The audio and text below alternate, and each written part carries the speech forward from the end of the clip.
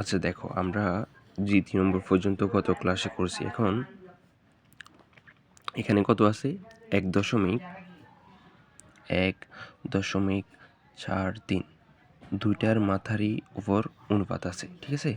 তো আমরা প্রথম কাজে হচ্ছে তিনটি সংখ্যা লিখব, একদম সবগুলো সংখ্যা, এখানে একটা বিয়োগ দিব।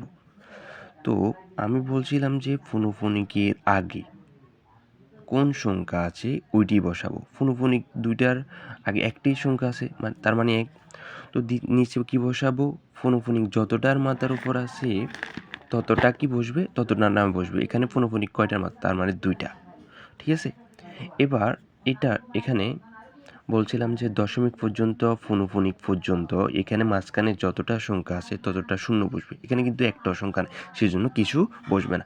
তার মানে এখান থেকে বাদ দিলে হচ্ছে যে 142, এখানে 99, এতটুকু, বুঝছো?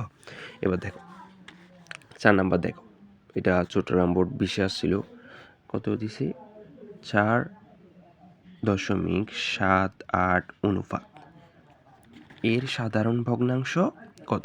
তার মানে আমরা কি করব? প্রথমে হচ্ছে যে আমাদের এই 4টা সংখ্যা, 3টা সংখ্যাকে লিখতে হবে। 3টা সংখ্যাকে লিখলে কত হচ্ছে? এত, বুঝছো না? তো এখানে বিয়োগ দিব। ফুনুফুনিক কয়টার মাথার উপর আছে? একটা, সেজন্য একটা নয় দিব।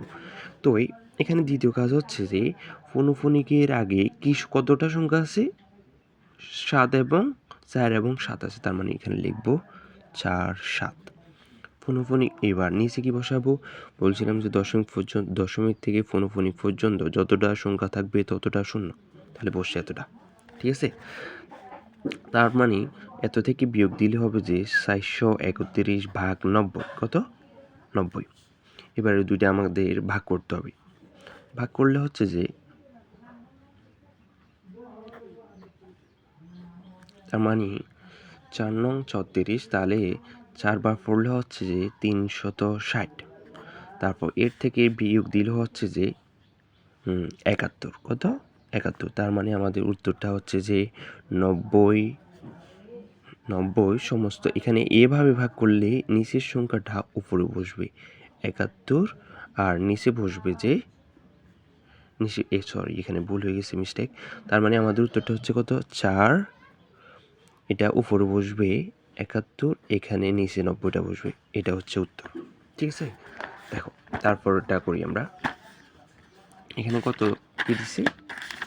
বলছে 0.83 ফুনুফুনিককে সাধারণ ভগ্নাংশে প্রকাশ করো। সেম তো দিছি, একটার মাত্র ফুনুফুনিক দিছি। প্রথমে আমাদের কাজ কি? সবগুলা সংখ্যাকে লেখা, যেমন 8, 3 লেখছি, কোনো সবগুলো মানে প্রথম থেকে সবগুলো সংখ্যা লেখা। তারপর দ্বিতীয় কাজ হচ্ছে কি? এখানে ফুনুফুনিকের আগে যতটা সংখ্যা আছে, কয়টা সংখ্যা আছে? 0 এবং 8 আছে, তার মানে 0 তো লেখা যায় না, তার মানে 8 হয়েছে। এবার নিচের ধাপে হচ্ছে যতটা ফুনুফুনিক আছে ততটা নিচে 9 বসাবো। ফুনুফুনিকের মাথায় কয়টা 9 আছে? কয়টা আছে ফুনুফুনিক? একটা, তার মানে একটা 9।